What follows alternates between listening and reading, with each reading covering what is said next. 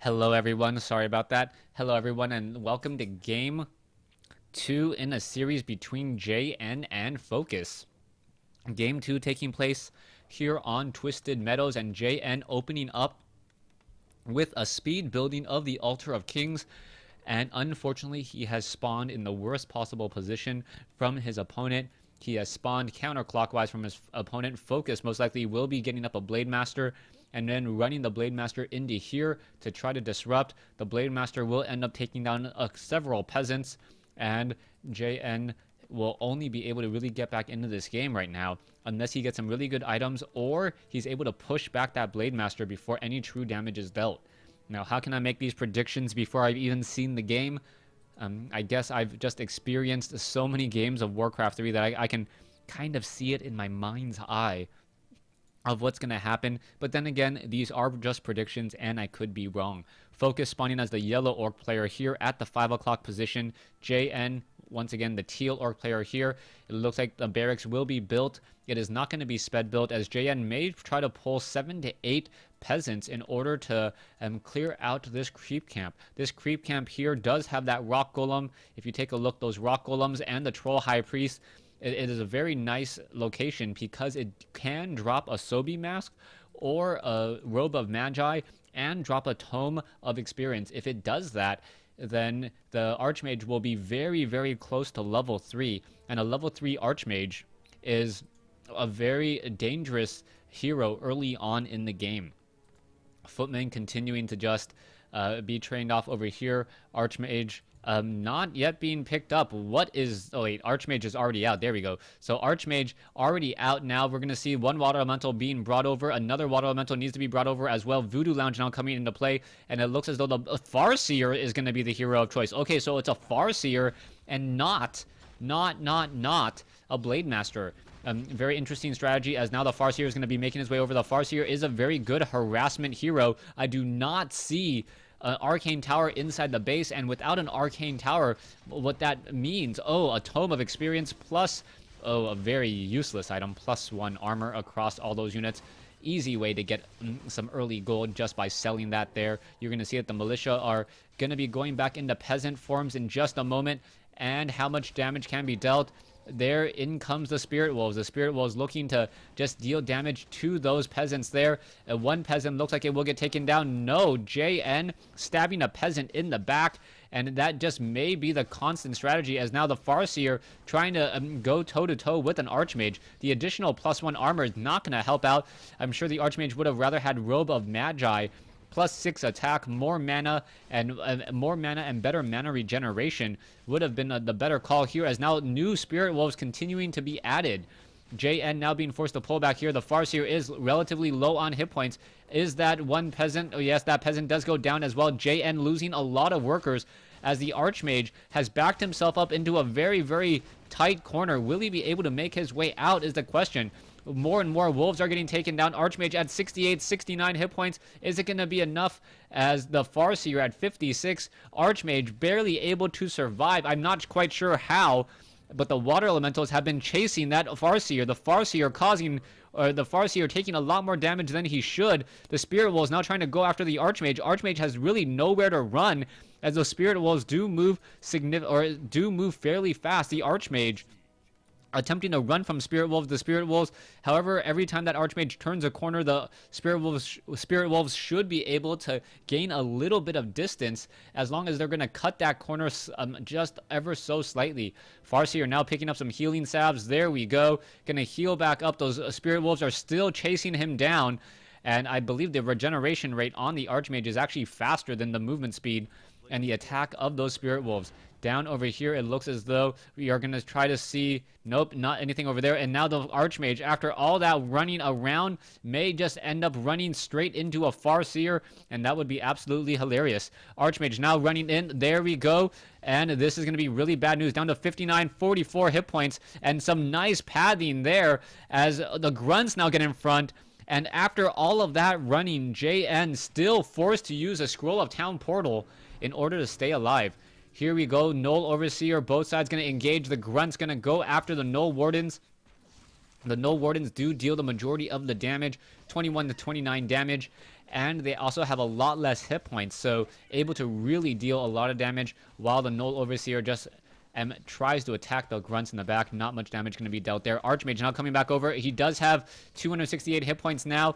Does lose the healing from the Scroll of Regeneration, as now the Spirit or the grunts moving very, very quickly with the help of the Speed Scroll, able to deal some damage back towards the Troll Shadow Priest. Is it going to be enough? No, not enough, as we are going to see perhaps the Null Overseer getting taken out. Spirit Wolves now being brought over.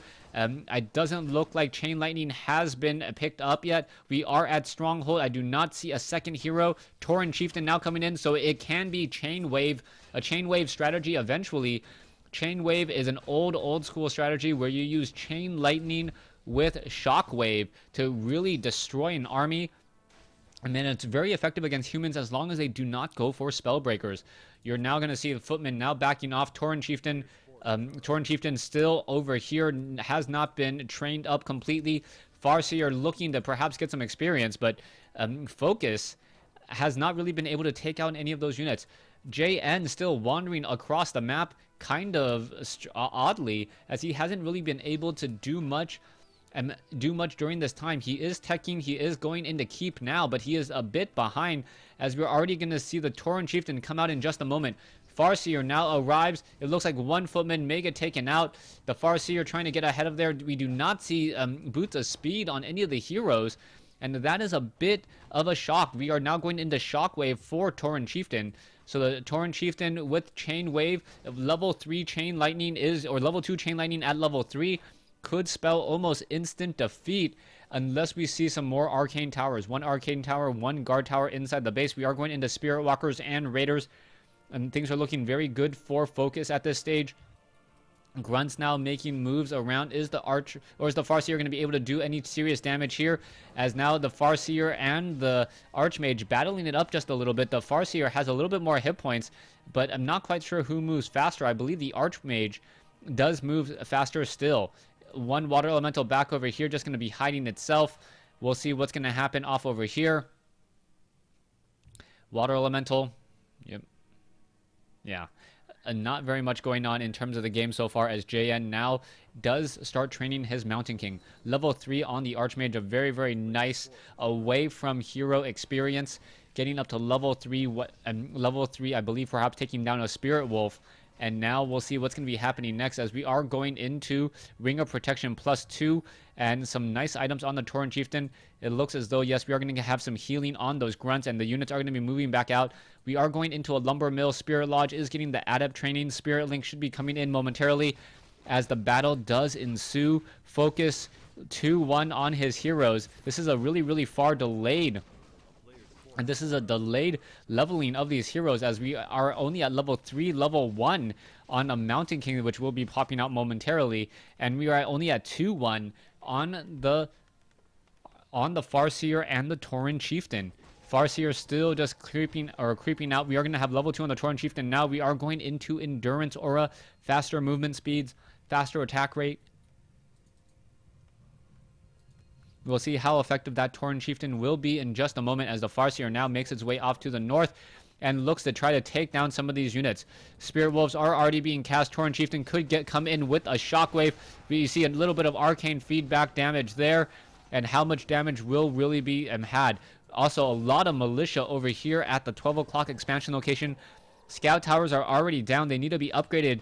And now with the Arcane Vault getting taken down, home field advantage will be much more difficult. We are going to see Pillage now being researched. Scroll of Town Portal now coming back. Peasants now working their way over. How much damage is going to be had, as the Tauren Chieftain does get a Shockwave off, dealing a little bit of damage there. I don't believe I've seen a Chain Lightning coming in from the Farseer as of yet, but you really want level 2 Chain Lightning in order to chain between all of these peasants. The Tauren Chieftain gets a very nice Shockwave across multiple peasants, and now the Tauren Chieftain most likely just going to use that Sobi Mask and regenerate some mana. Meanwhile, perhaps trying to pick up a Clarity Potion for himself once more down over here at the Voodoo Lounge.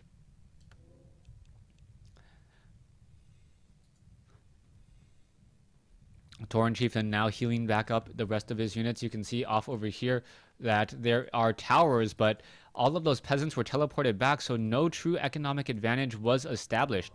Tauren Chieftain now still wandering around. You can see that there are grunts, Kodo Beasts, Tauren Chieftains, and Spirit Walkers making a move. Archmage looking to just continue to creep and creep. Should get to level 2 on this Mountain King, but that Mountain King is still relatively low on mana. With only 1 Stormbolt, perhaps 2 with a lot of Brilliance Aura. The Farseer, now getting Clarity Potions, may be able to make a little bit of a move here, even though he is behind in terms of level. There we go. A Priest does get taken out, getting caught in transit. Down it goes. The Farseer getting very close to level 3. Tauren Chieftain not yet quite at level 2. And now the Arcane Sanctums will be destroyed.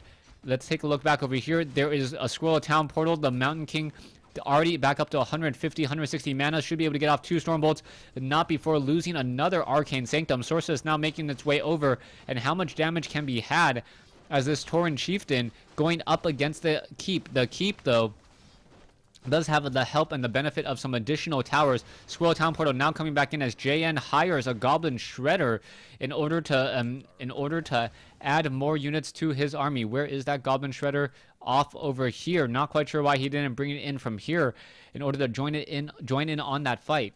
Archmage level 3, Mountain King with Vampiric Aura level 2. Definitely better items for the human player so far. And now the Tauren Chieftain continuing to creep. We'll see how effective he is, as I believe both sides just still sticking at tier 2, no tech to tier 3. Level 3 on the Tauren Chieftain. Getting a Shockwave on the Tauren Chieftain as well. The Farseer has 2 mana pots. Most likely will be giving 1 mana potion off to the Tauren Chieftain. No, giving him a Clarity Potion. And now the Tauren Chieftain is using the Clarity Potion. So I believe there is going to be a lot of mana to be had across, or a lot of DPS to be had across these heroes. Now, Tauren Chieftain taking up all of the potions of mana. So the Tauren Chieftain will be throwing down Shockwave after Shockwave very, very quickly. Spirit Link now connecting all of these units here. Level 4 now on the Archmage. Level 2 on the Mountain King still. Without a level 3 Mountain King, though, not much damage can really be had as the Tauren Chieftain looks to finish off more and more of these peasants. Are we going to have a Squirrel Town Portal back? No, they are walking in the old-fashioned way. Mountain King will be arriving to the party momentarily.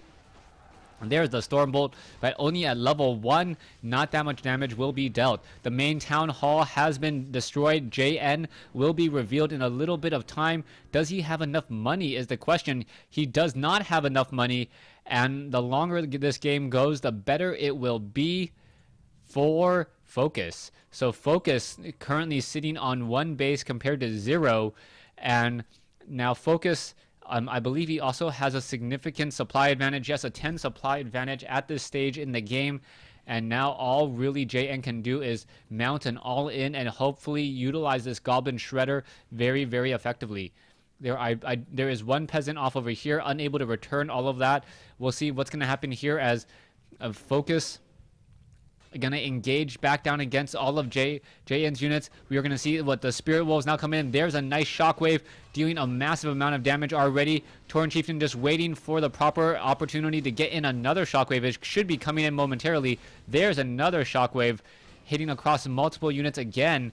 The peons do move relatively slowly, even more so with slow, as the Goblin Shredders are now trying to back off. 1 Kodo Beast unable to get away. Level 3 now on the Mountain King. Mountain King, could have Stormbolted the Spirit Walker. The Spirit Walker looks like it will go down. Both sides taking a lot of damage, but with only 2 heroes and 3 sorceresses left against a Kodo, 2 heroes, grunts, JN is forced to say GG. So JN loses to Focus in this best of 3 series from the semifinals of the Zotac Cup or the Z Cup. Thanks for watching. Thanks for listening.